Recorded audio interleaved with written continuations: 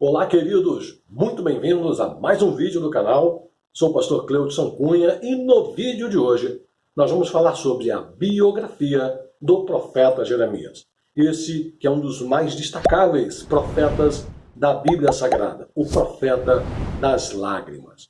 E o grande ponto é quem foi o profeta Jeremias.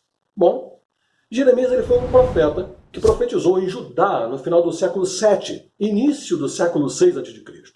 E durante um período de declínio do Reino Sul, que foi marcado aí pelos reinados dos seus últimos monarcas, o profeta Jeremias ele falou sobre o avanço inevitável de Babilônia, que culminou no exílio do povo judeu. Jeremias ele foi filho de Ilquias. Ele nasce na cidade de Anatote, um vilarejo sacerdotal, no território de Benjamim. Isso ocorreu aproximadamente em 650 a.C., no final do reinado do rei Manassés de Judá. Então, Anatote era sim um vilarejo sacerdotal. Ficava ali aproximadamente a 6 quilômetros de distância de Jerusalém. Jeremias, ele era um sacerdote, além de ser um profeta. E ele viveu um dos períodos mais conturbados da história da sua região. Quando Jeremias nasceu, Israel, o reino do norte, já havia caído há pelo menos 70 anos diante do Império Assírio. E o nome desse incrível profeta já traz muita coisa de informação. Jeremias ele possui duas possibilidades para o significado de seu nome.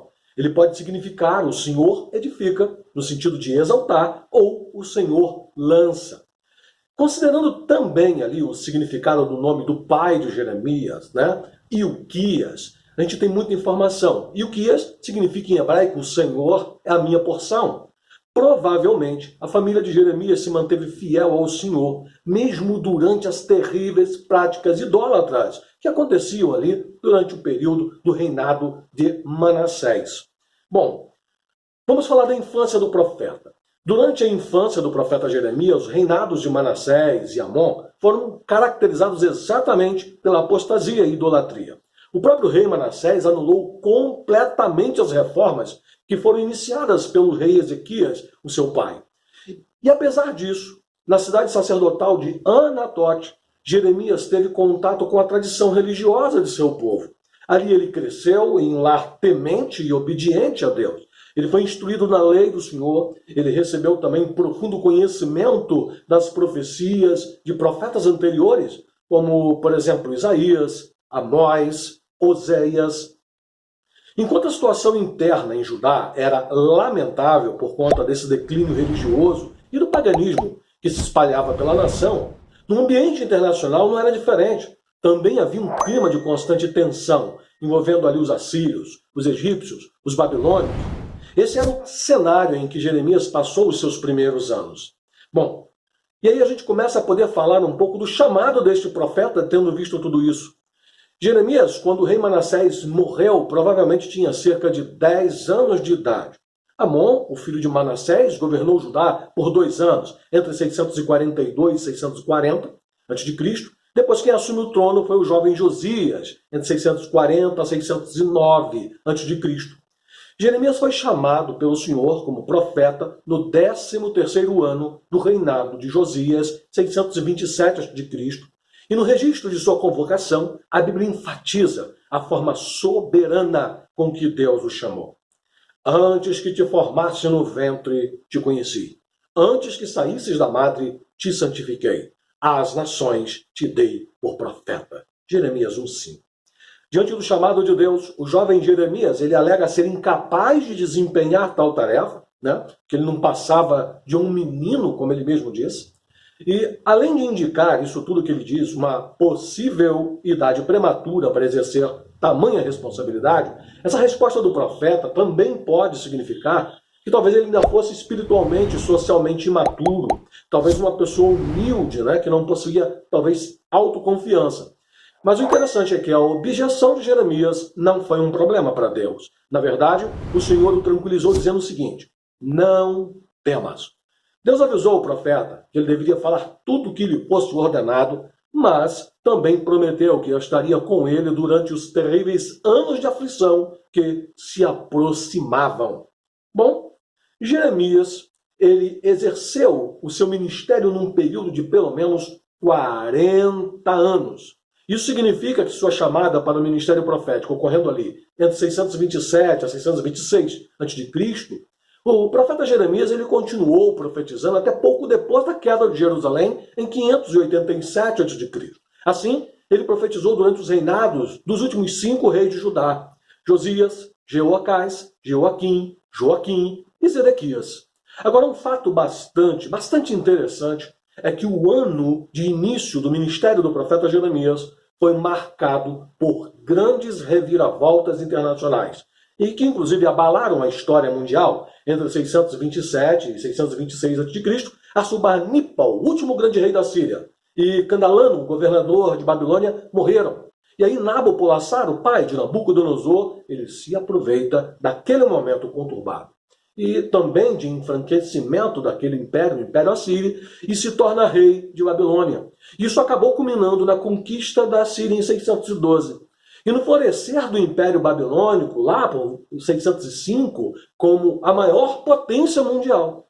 E aí, você sabe ou descobre que o ministério do profeta Jeremias começou em Anatote, provavelmente ele permanece ali durante alguns anos, e durante esse período é possível sim que ele fosse visto talvez pelos judeus como apenas um pequeno profeta, um profeta insignificante de um pequeno vilarejo, tá?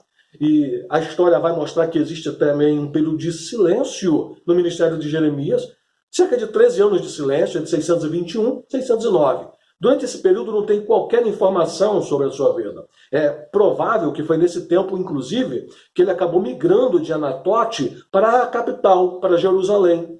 E após a morte de Josias, Jeoacás, então, é colocado no trono de Judá, tá? Mas reinou ali apenas 3 meses e foi deposto pelo faraó Neco para servir aos interesses do Egito. Em seu lugar foi posto Jeoaquim. E o profeta Jeremias era exatamente contra a liderança de Jeoaquim. Inclusive, foi nos primeiros anos de seu governo que o profeta proclamou um importante sermão, que resultou, inclusive, em seu banimento do templo e quase que lhe custa a vida. O profeta também profetizou a morte de Jeoaquim. Imagine como foi um momento de tensão, não é verdade? Bom, depois da morte de Jeoaquim, seu filho, Joaquim, assumiu o trono em seu lugar, mas o jovem monarca governou por apenas 3 meses e logo foi levado para a Babilônia. Para o seu lugar, Nabucodonosor colocou Zedequias. Bom, nessa época, o Egito e a Babilônia estavam disputando o controle daquela região. E o profeta Jeremias, repetidamente, profetizou acerca da vitória de Babilônia. Ele insistiu que qualquer esforço para resistir ao avanço da Babilônia, mesmo recorrendo a uma possível aliança com o Egito, seria inútil. Isso porque a Babilônia era um instrumento nas mãos de Deus para executar seu juízo. O profeta acabou sendo perseguido, é verdade, por causa desse seu posicionamento. Jeremias 37 vai revelar isso, essa história. E a mensagem do profeta Jeremias, né, é curiosa. Apesar do ministério do profeta ter sido bastante longo, sua mensagem principal é muito clara. Essa mensagem ela pode ser, inclusive, pontuada da seguinte maneira. O profeta Jeremias, ele convocou o povo ao arrependimento a fim de evitar o quê? O julgamento divino. Depois, o profeta Jeremias avisou que o tempo do arrependimento havia se esgotado e que Judá sofreria o juízo de Deus. Bom, tal juízo seria muito severo, pois implicaria na perda da terra prometida. Essa foi a mensagem. Ele profetizou que o cativeiro babilônico seria inevitável e que Jerusalém cairia diante de Nabucodonosor.